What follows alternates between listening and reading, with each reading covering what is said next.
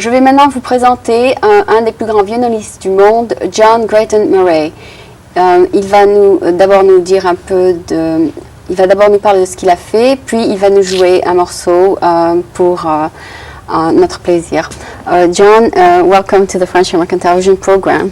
Wonderful to be here, Eileen. Just a delight. I'm happy you could make it, somebody like you who could come here. John, you said that you have been to France once and you played in the French Symphony Orchestra? Oh, yes. I was in France more than once, a number of times. I toured and gave recitals in France and all over France and in Paris. Mm-hmm. Played with the Paris Conservatoire Orchestra, mm-hmm. which was and is one of the greatest symphony orchestras in the world. It's just a joy to play with them. What is your experience while you were in France? I mean, did you enjoy it? Oh, they were all good. They were all great. I loved it, yes. Oh, you did enjoy yes, your I had trip a great there. time there, yes. And, well, the greatness of French culture, I mean, you just drink it in all the time. You walk down a street there, yeah. and it's an education in Paris or in Marseille or everywhere smaller cities in the provinces. It was just absolutely a dream fulfilled when I first went. I went there when I was quite young. I'm glad you liked it. First, yeah. Yes, surely. Okay. And about your trip all around Europe, can you please tell us a little bit about the main stops? I'll tell an anecdote or two. When I was quite young, first time I was in Belgium, yes. The Queen of Belgium invited me out to the palace, the Queen Elizabeth, you know, the World mm-hmm. War I heroine Queen of Belgium, invited me out to the palace at Laeken to play for her. Mm-hmm. And she was a great lover of the violin. In fact, she was an excellent violinist. Played second in the second violin section of the Brussels Symphony. Oh. She had a beautiful Ruggieri violin. Well, anyway, and when she'd go to play in the orchestra, she'd go, I suppose you'd call it an homme de violon, not an homme de plume, or an homme, you know, because they didn't want to have to be rolling out the red carpet, and she didn't want all the royal treatment just to go and play second violin. So she became the Baroness somebody, an alias, so to speak, when she played in the orchestra. Anyway, she was a niece of the Mad King Ludwig of Bavaria, who had been the great patron of Richard Wagner. Well, she had been a great patron of Isai, one of the greatest violinists who ever lived. Now, I studied with Isai's assistant. No, not with, with his assistant in Brussels. But anyway, I got out to the palace, and I thought it would be a regular recital. What was it? It was the Queen and all her ladies in waiting. Now, there wasn't a man in the place except for me. So I was on very good behavior, and it was a beautiful salon in the palace there. And I walked out to play, mm-hmm. and I'll give it a little more authenticity. I'll have a prop here. I walked out to play, and I put my violin under my chin in a very dignified way to begin. And the pianist, the accompanist, also a lady, wouldn't begin. Now, you know, I nodded to her, and I put my violin up, and she wouldn't start. So I nodded again, have a little start, put my violin up, again? And finally, I thought, well, this is no time for temperament, let's go. You know, I kind of gave her an emphatic nod, and she still wouldn't start. Then I realized what was wrong. She couldn't see the music. The piano light wouldn't work. Well, you know, in those days in Europe, the Europeans looked on Americans as great mechanics and hardly as artists or musicians, but I suppose they thought I could do something, but I didn't know the difference between gas and electricity. I mean, if it came to any kind of repair work, so I just stood there. At that point, the Queen got up and strode over. She was sitting in the front row, and she got down on her hands and knees, and she crawled under the piano and here I was watching him, and then I thought, well, being the only man in the place, at least if I can't help her, I should be a gentleman or act like a gentleman and crawl under there with her. But at that point, she backed out and slapped her hands together, you know, like a plumber or a tradesman, and walked over and sat down. And what was wrong was that the piano light was disconnected. She just crawled under the piano, and I tell you, I got going in a hurry then. Well, something just like this happened in the news. They were at a symphony, and just lately, today, something like this happened. All the lights went off, so they sent out people to get flashlight to hold it over the music, and so they could continue the concert. And at Where the did end, this happen? I don't remember, but all I know is that at the end of the show, the show kept on going thanks to the flashlights, and they took all the audience out at the end of the show. But Well, anyway, I saw a better one than that. In Rome, the lights went out in the middle of a great symphony concert in Rome, and all the musicians just went on playing. They knew it so well. They didn't have any lights they at didn't all. need the They flashlights. finally got the light back at about 5 minutes, and so they went on without interruption. Anyway, are you going to play a couple pieces for us tonight? Oh, sure. Okay. I'm just getting started here. Okay. You know. So you wanted to can you give us a little history of your violin? I'll say now this is I should think of great interest. This has a French a great French experience. This is one of the finest Stradivarius violins that the great master Antonio Stradivarius made. He made about 1,260 in his life, of which 640 or so remain. And this is one of the maybe 20 finest of the remaining Stradivari violins. And it's known as the Armango. Great violins have subtitles like jewels, like the Koh-i-Noor diamond or the Hope diamond, to identify them. It's so much easier than saying number 314. So what's the name of yours? This is the Armango Stradivarius. The one and only, right? Huh? The one and only?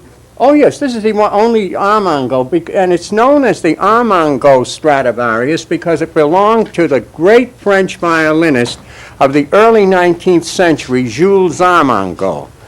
Jules Armango owned this from about 1830 to 1853, and he created in the world the traveling virtuoso concert string quartet. Before his time, the string quartet was in the palace, was attached to an establishment, but with the rise of the middle classes, they started touring around. And he went to Germany and discovered, news didn't travel all that quickly in those days, he discovered the quartets of Beethoven, and many of Beethoven's quartets were played for the first time in France, England, and Italy on this violin by Jules Armango's quartet. He was the first violinist. Now, another legendary French musician was a member of that quartet, Edouard Lalo, who wrote the Symphonie Espagnole. And he composed some of the Symphonie Espagnole on this violin. Now, it's all very well to talk about violins, but the main thing is to sound them. Okay. So anyway, I'll show you that. One of the great ways of identifying violins is what I call their deed picture. This is the great reference work of Goodkind. All the Stradivari violins extant are in here, and it's detailed photography. So this is the picture of my violin here, and you can see the flare here in the back and all that. That's how a lot of dealers identify and how they know they're authentic. All right, now, the violin is the greatest instrument of all, and I'm going to give a couple of little examples of what a violin can do. Some of the variations of the chaconne for violin, self-accompanied by Bach, and the violin is almost a whole symphony orchestra here.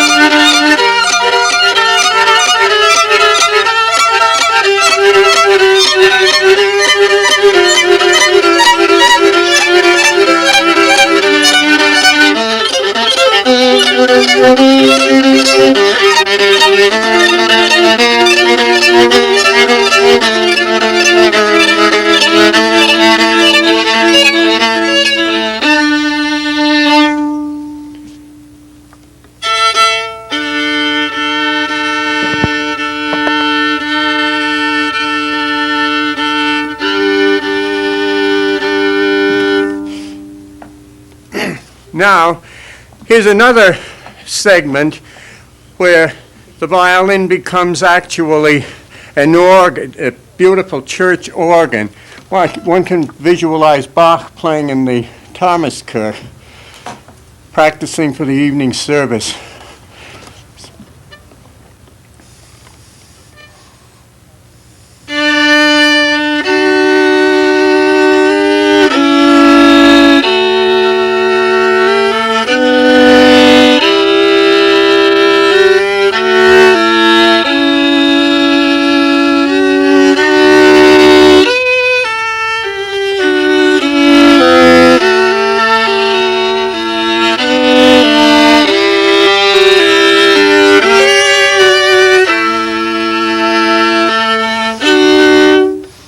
Or the almost infinite variety possible to the instrument. Every little pressure of the finger of my right hand, varying vibratos and pressures of the left hand, produce another color in the tone palette. Here I can hear, so the violin almost becomes takes on the coloration of brass instruments.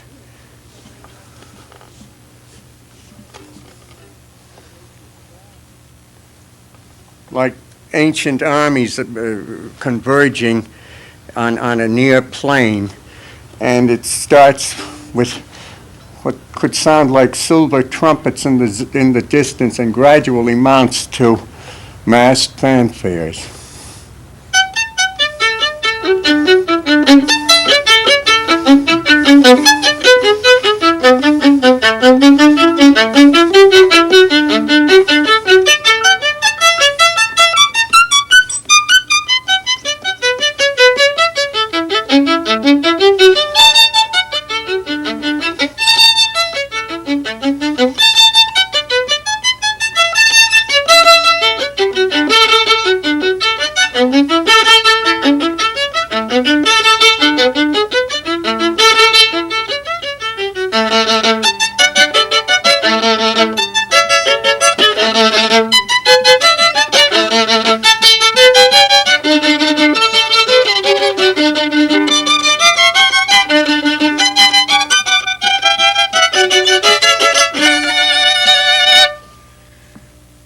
Now, the violin is also, the genius of the violin is in its ability to sing, to perhaps produce the most beautiful sound there is.